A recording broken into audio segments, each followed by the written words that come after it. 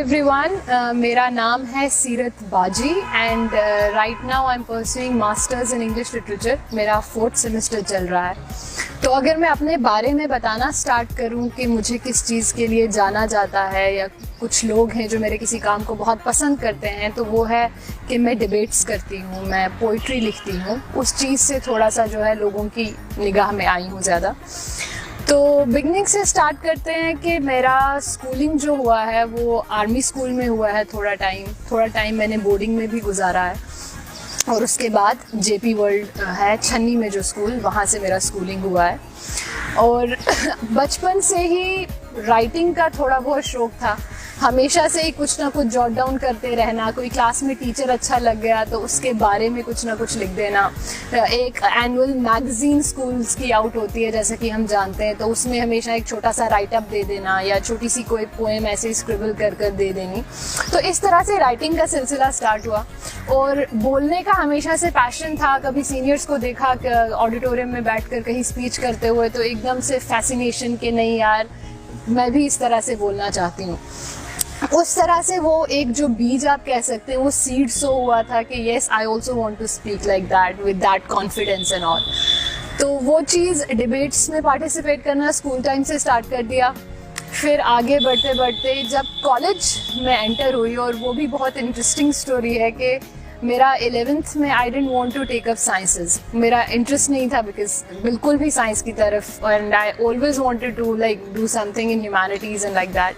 But मेरे पापा चाहते थे कि मैं मेडिकल एटलीस्ट 12th तक कर लूँ। तो मेरा एक कह सकते हैं आप उनके साथ एक साइन हुआ था ये कि पापा मैं 12th तक मेडिकल रखूँगी, ओनली ऑन वन कंडीशन, अगर उसके बाद आप मुझे JKCET एंट्रेंस होता है, आप मुझे वो नहीं प्रेशराइज नहीं करेंगे कि मैं वो दे दूँ।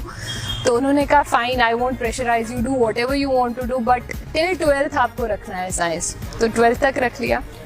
उसके बाद फिर wanted to go in humanities, और इंग्लिश में ज़ाती तौर पर बहुत इंटरेस्ट था, हमेशा से ही था, क्योंकि बचपन से ही जैसा है कि मैं राइटअप लिटरेचर से बहुत मोहब्बत थी। सिर्फ इंग्लिश नहीं, उर्दू रख लें, हिंदी रख लें, तो लिटरेचर के लिए एक एफिनिटी थी मेरे अंदर, एक पैशन था मेरे अंदर। तो इसलिए मैंने इंग्लिश लिटरेचर चुना। एंड उसी साल otherwise I would have gone out, but तब मुझे पता चला कि जम्मू में भी इंग्लिश ऑनर्स है, सो आई जॉइंड इट। कॉलेज के टाइम पे I got very good opportunities, I would say. I'm very thankful to the faculty in the Gandhinagar Women College because I've done my graduation from there only.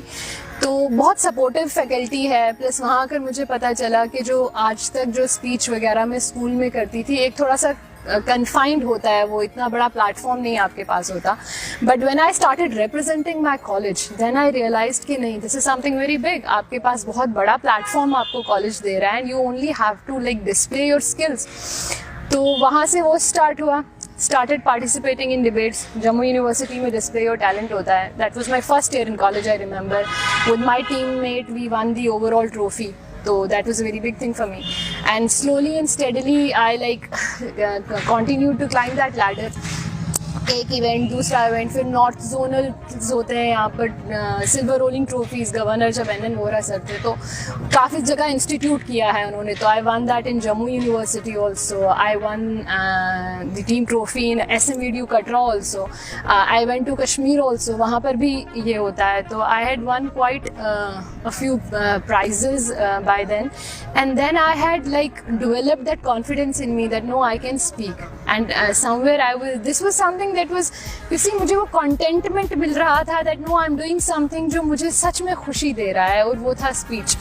और उसके साथ साथ side by side में poetry लिखती थी। तो मैंने display your talent में पोइट्री का भी इवेंट होता है, वहाँ भी पोइट्री करना स्टार्ट किया। I won prizes there also. तो I realise no, I can write well, maybe I can write well because people are liking it. तो उस हिसाब से ग्रेजुएशन ख़त्म हुआ। So my parents wanted that maybe I should sit and study for civil services. So this is very important thing I would like to share with you all कि बहुत से हमारी ज़िंदगी के बाज़ औक़ात ऐसा होता है कि हमारे पेरेंट्स हमसे कुछ चाहते हैं कि हम ये करें, हम वो करें, और आप चाहते हैं कि नहीं, आप कुछ और भी ट्राई करें। तो ये बड़ा एक, specially when you are out of, firstly जब आप 12th करके निकलते हैं, एंड सेकेंडली जब आप कॉलेज से बाहर निकलते हैं, तो यू आर वेरी कन्फ्यूज्ड कि क्या ये मेरे लिए सही है या नहीं है।